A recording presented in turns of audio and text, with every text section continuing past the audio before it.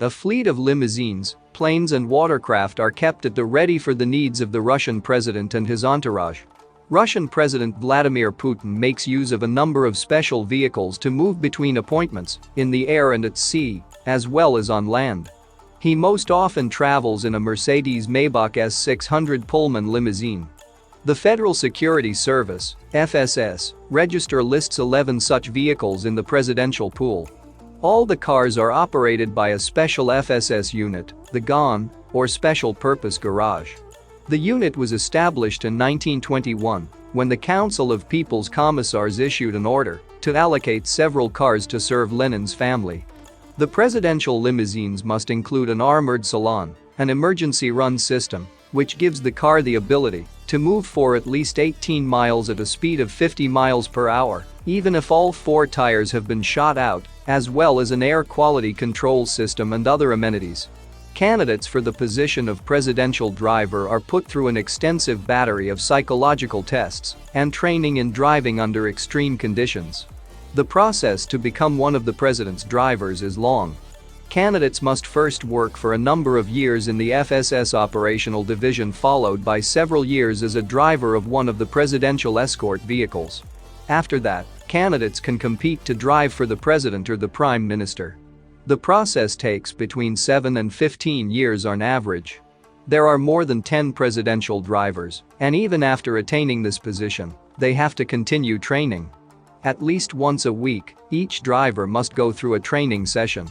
Mandatory training exercises include shooting while driving and driving on a training simulator that simulates ice, a water barrier and an explosion. In October 2012, the Kremlin's Tenitsky Garden was equipped with a helipad for Putin, who flies exclusively on Russian Mi-8 helicopters. Putin was not the first president to land on a helipad in the Kremlin. President Boris Yeltsin's helicopters landed on Ivanovo Square, but it was determined that the vibrations made by the helicopters could damage the Kremlin's historic buildings, so the helipad was moved. There is an entire flight group under the auspices of the Presidential Affairs Administration. The group provides transportation to the president, prime minister, foreign minister, speaker of the State Duma, other top officials and the Russian patriarch. The journalists of the Kremlin and the prime minister's pools, members of their delegations, employees of the press service and protocol officers are also transported by the group. Since 1996, the main presidential plane has been a much modified version of the Il-96 passenger plane.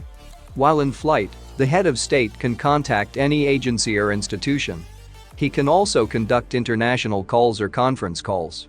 Additionally, the plane includes the capabilities necessary for the president to act as the supreme commander of the armed forces, although so far this has not been necessary. The fleet includes Il-96-300 and Tu-214 planes. Soon, these will be supplemented with a pair of Sukhoi Super Jet 100s. The group also maintains a special plane equipped with special communications systems that allow the president to negotiate and manage the nuclear forces of Russia in an encrypted mode. The unit is based at the Vnukovo II airport. For traveling by water, the assets of the Presidential Affairs Administration include 2 boats, 3 ships, 7 boats and 1 sailing catamaran.